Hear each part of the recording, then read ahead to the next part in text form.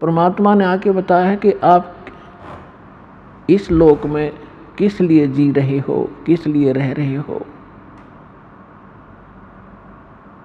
क्या बताते हैं भगवान?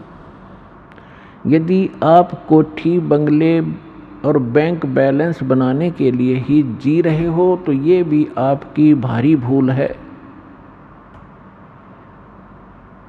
उसके लिए क्या उदाहरण देते हैं?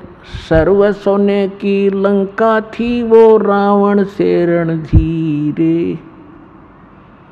एक पलक में राज बिराजियो, जम के पड़े जंजीर। मन तू सुख के सागर बस रे, बाई और न ऐसा यस रे।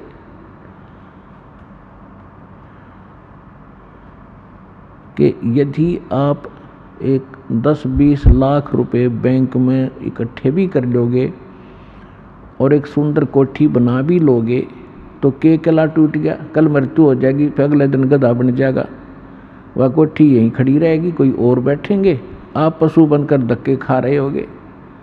तो खाक ये महिमा है। तो परमात्मा कहते हैं और न ऐसा यश रे। यश माने महिमा, बड़पन, महानता, प्रभुता।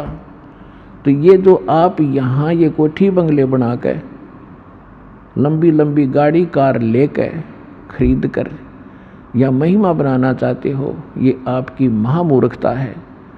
क्योंकि मनुष्य जीवन जिसको प्राप्त है वो विद्यार्थी है। ये अलग से आपको पोशाक मिली है, ड्रेस मिली है, जैसे विद्यार्थियों को अलग से पोशाक होती है।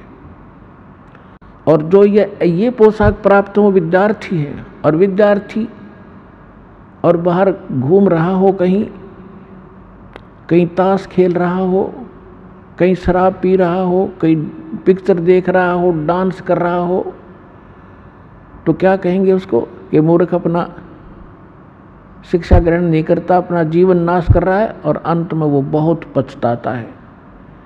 तो जिन भी आत्माओं को आज मानव शरीर प्राप्त है, नर या नारी का, वो महापुण्यात्मा है।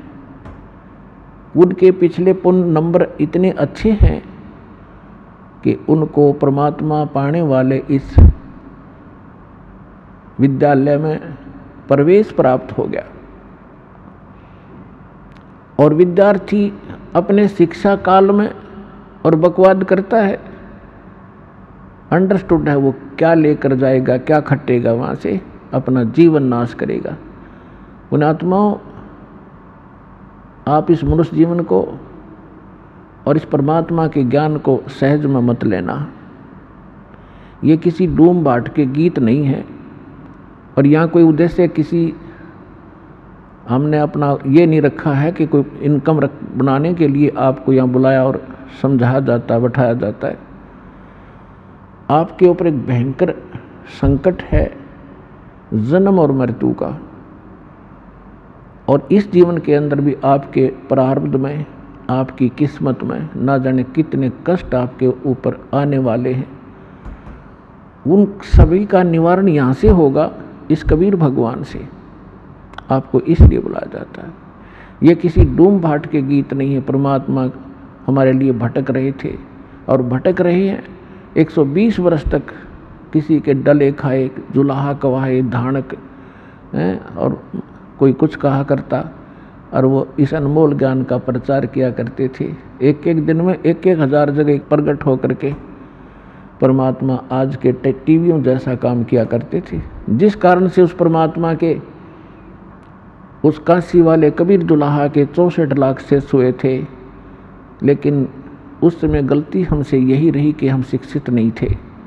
परमात्मा के शरण में आते ही हमें सुख बहुत हुआ करते थे, हमारे कष्ट निवारण होते थे और हम 20 जगह जा कर के गुणगान किया करते थे कि परमात्मा ये बहुत बड़े महान संत हैं, इनका उपदेश लेते ही हमें बड़ा सुख हुआ।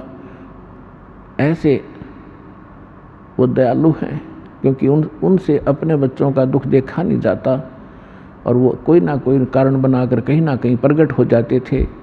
तो उस समय ऐसी कन्वेंस नहीं थी, ऐसा जैसे कहीं भी आज तो जैसे कोई ये कहे कि परमात्मा वहाँ सत्संग कर रहे थे, कहाँ चूरू जिला में 1000 शहरों में 1000 गांवों में तो प्रकट होंगे, तो उसी समय मोबाइल पे फ़ोन कर दे कि यहाँ भी सत्संग हो रहा है, वहाँ भी सत्संग हो रहा है, वहाँ खड़े थे गुरुजी, वहाँ खड़े थे। तो एक जादूगर बनाने लग जाएंगे आज के लोग, जादूगर कहने लग जाएंगे, मानना तो दूर रहा। तो इसलिए परमात्मा ने टेलीविज़न बनाए ताकि एक जगह मेरा दास मेरी महिमा गावेगा और करोड़ों जगह जा कर के वो ज्ञान सुनावेगा। इन टीवियों के माध्यम से सबको पता लग जाएगा।